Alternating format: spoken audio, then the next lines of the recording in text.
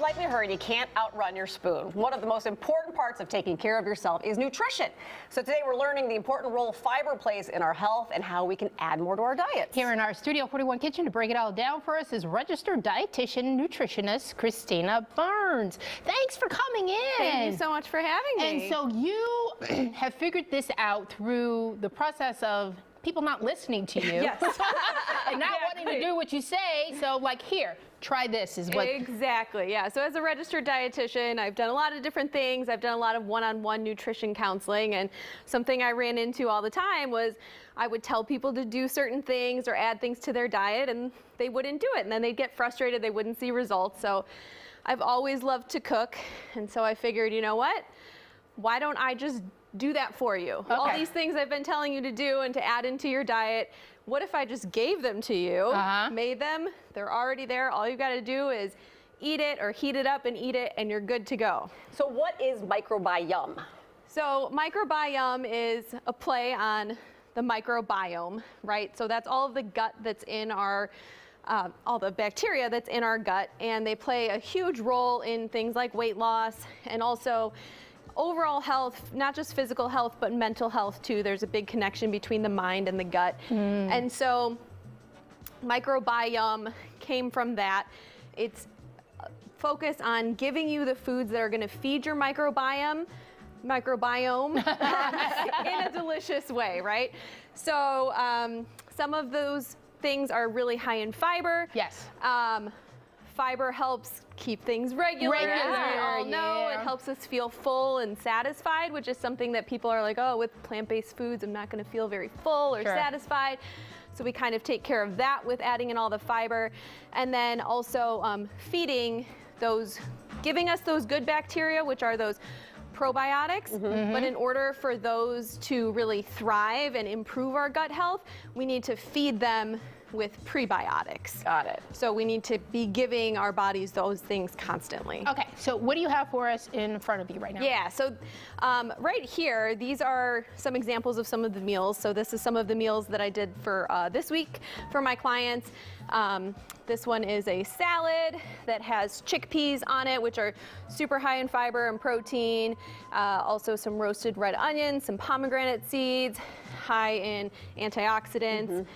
Getting lots of different colors and textures in there also help make things really satisfying. Part of what I also like to do is take people outside of their comfort zones.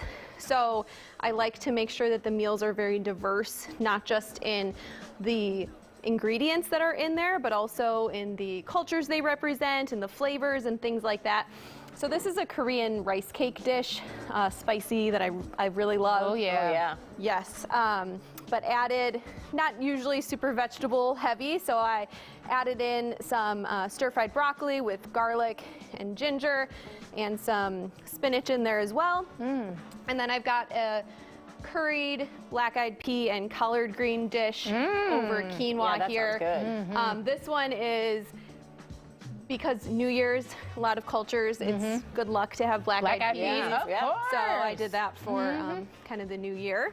Yeah, and these are good for everyone, because I point this out because you were 36 weeks pregnant. Yeah. Yes. And so you would probably, or you probably do, eat like this not only for yourself, but also to create good health habits going forward, hopefully for the baby Exactly, inside. yeah. So actually, like, all of the taste buds are already working in there and stuff like that. So what I'm eating right now, making sure I get diversity and different flavors and spices in my diet is going to actually already affect the baby's taste, which I'm sure as like a toddler, they still won't eat anything. I don't have unrealistic expectations, but I'm doing what I can. Let me say one quickly real thing. When I was pregnant, I remember I got advice, you shouldn't eat spicy things because you might burn the baby. What? Yeah, Of course, it's a wide I just want to clear that up. Yeah, so a lot of people say to avoid spicy things.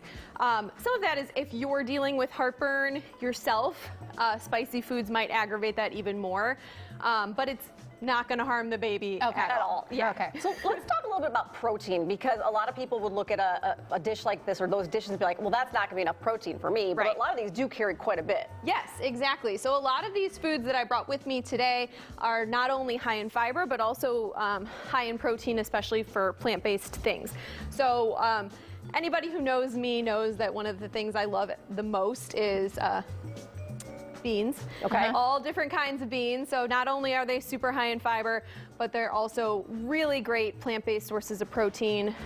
So about a half cup has anywhere from 7 up to 16 grams of protein.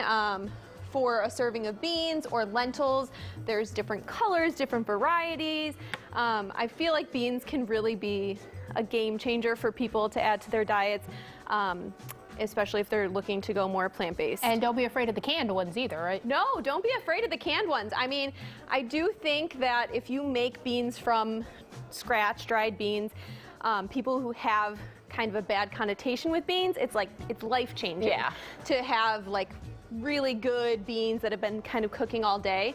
But the canned ones are great, especially if you're just getting started trying to get more fiber and plant-based proteins into your diet because they're so quick and easy. Yeah. Right? You don't even have to heat them up.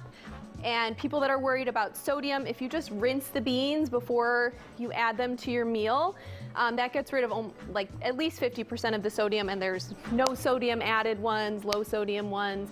So yeah, canned, great. Fantastic. Christina, thank you so much for joining us. Information there on your screen for Microbiome-I on Instagram. We appreciate your help. Yeah, thank you so much you. for having me.